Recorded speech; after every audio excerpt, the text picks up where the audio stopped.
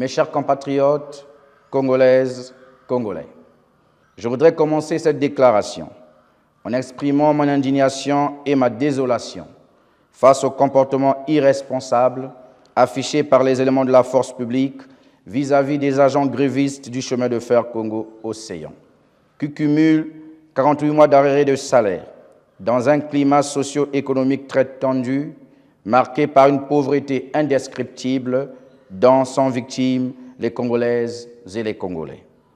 Je tiens à rappeler à la hiérarchie policière que le droit de grève est reconnu et garanti dans l'article 32 de la Constitution du 25 octobre 2015, qui dispose, je cite, « À l'exception des magistrats et des agents de la force publique, les libertés syndicales et le droit de grève sont garantis dans les conditions fixées par la loi. » Or, en agissant ainsi, en violation flagrante de la loi fondamentale, ces éléments de la force publique, qui sont d'ailleurs des officiers de la police judiciaire, s'exposent à des sanctions prévues et punies par la loi.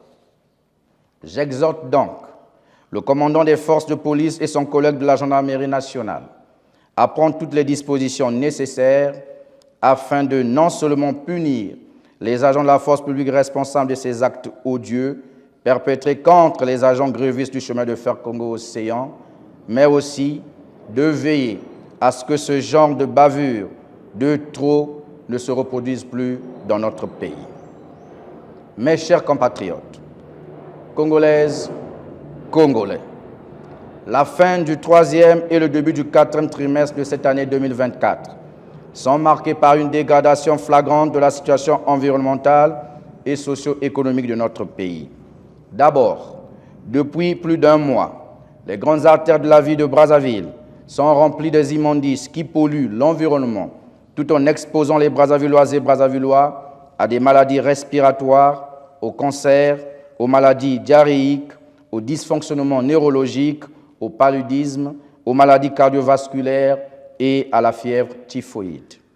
D'emblée, cette situation catastrophique pour un pays qui se dit champion de la protection de l'environnement est née de la grève déclenchée par les agents de la société Averda qui cumulent à ce jour plusieurs mois d'arrêt de salaire. Elle est d'autant plus curieuse lorsque l'on sait que les fonctionnaires congolais voient leur salaire être prélevé d'une retenue mensuelle de quelques milliers de francs CFA qui sont censés couvrir les charges de cette société. Malheureusement, comme c'est très souvent le cas dans notre pays, chacun fait ce que bon lui semble. Ensuite, la rentrée scolaire 2024-2025 a été marquée par une timidité jamais connue dans notre pays, caractérisée par la situation économique difficile qu'imposent les dirigeants actuels au reste de la population, car les défauts de paiement constatés ces derniers mois ont un impact direct sur le paiement des salaires des fonctionnaires et bien d'autres. Mes chers compatriotes, Congolaises, Congolais, depuis plusieurs jours, les populations de Brazzaville sont confrontées à des coupures d'électricité d'une ampleur sans précédent. Plus de 70% de la ville est plongée dans le noir, privant ainsi des centaines de milliers de Congolais d'un accès à ce bien essentiel. Cette situation dramatique a de graves conséquences sur le quotidien des habitants, car les Congolais se voient contraints de regarder, impuissants, leurs provisions pourrir faute de réfrigération, ajoutant ainsi une dimension supplémentaire à la misère que les gouvernants actuels les imposent. En effet, face à ce chaos, le silence du gouvernement est assourdissant. Comme à son habitude, le pouvoir en place se réfugie dans l'indifférence totale, laissant plus de 2 millions de nos concitoyens dans une situation de détresse absolue. Que dire de la situation actuelle de nos compatriotes qui vivent du secteur informel, à savoir les ateliers de soudure et de menuiserie, les secrétariats, les salons de coiffure, les chambres froides et des boucheries, les pressings, les moulins à foufou, les boulangeries, les ateliers de couture, les lavages automobiles, des stations pneumatiques, les pharmacies, la liste n'est pas exhaustive. La question que l'on se pose est la suivante. Comment vivent nos compatriotes qui exercent des métiers si contre? Ces milliers de familles sont ainsi privées du strict minimum qui peut leur permettre de vivre moyennement dans leur quotidien habituel. Je voudrais ici rendre un vibrant hommage à ces pères et mères de famille qui, malgré l'incapacité du régime actuel à résoudre l'épineuse question du chômage endémique dans toutes les couches de la société congolaise, ne se sont pas laissés abattre, ont plutôt choisi le secteur informel pour pouvoir subvenir aux besoins de leur famille. Nous leur témoignons notre solidarité et notre gratitude. Ce chaos énergétique engendre davantage l'absence d'eau potable, ce qui constitue une double peine pour les Brazzavilloises et les Brazzavillois. Mes chers compatriotes, Congolaises, Congolais, outre le secteur informel, il faut également ajouter la pénibilité de certains services publics à fonctionner dans les conditions requises. Or, ce que l'on peut constater, c'est que le boulevard énergétique, tant promis par l'actuel locataire du Palais du Peuple, se traduit par un échec cuisant de son gouvernement sous son regard impuissant. Lorsque l'on sait, à titre d'illustration, que le barrage hydroélectrique d'Imbulu, qui a coûté 170 milliards de francs CFA aux contribuables congolais, censé résoudre les problèmes de coupure intempestive d'électricité à Brazzaville, a accouché d'une souris. Le prétexte fallacieux évoqué par le directeur général d'énergie électrique du Congo, EKRC, n'est qu'un moyen pour couvrir l'échec de la politique énergétique du régime actuel.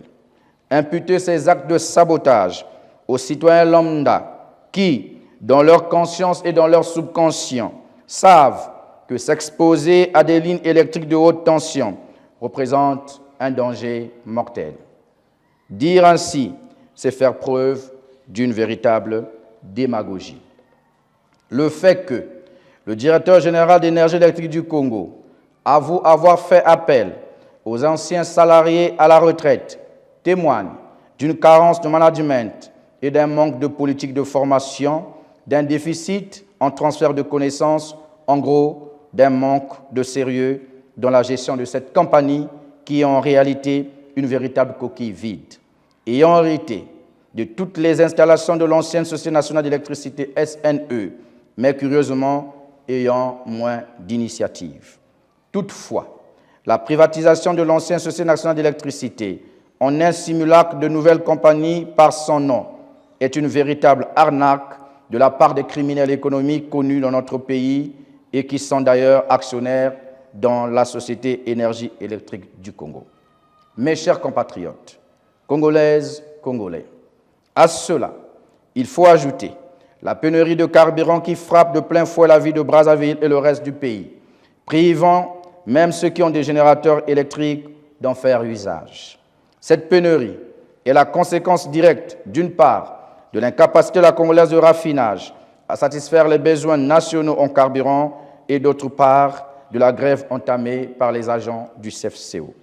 Cette pénurie de carburant entraîne également l'augmentation des prix de transport, ce qui accentue davantage la souffrance du peuple congolais dans cette période déjà très difficile. D'autant plus qu'à cette souffrance s'ajoutent les grèves dans quasiment tous les secteurs vitaux de la nation, à savoir les hôpitaux, l'université Mariangwabi, les enseignants communautaires, la société de transport public urbain, les municipalités et bien d'autres secteurs.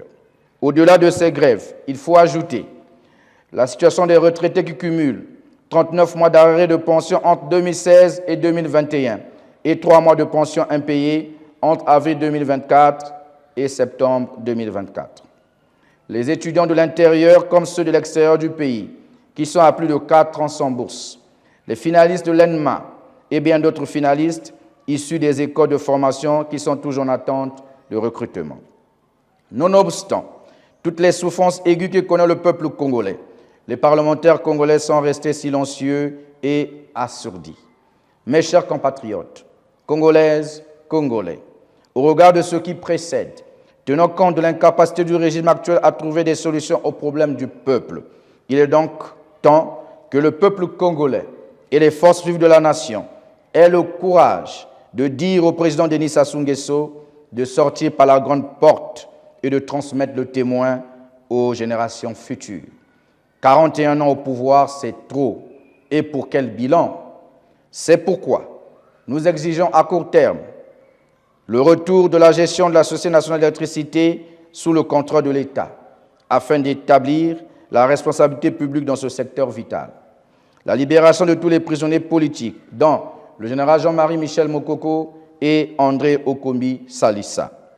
La tenue d'un dialogue national inclusif, assorti de la mise en place d'un gouvernement d'union nationale, en vue de mieux préparer l'organisation de la future élection présidentielle, qui se doit d'être inclusive, libre, équitable, transparente et apaisée.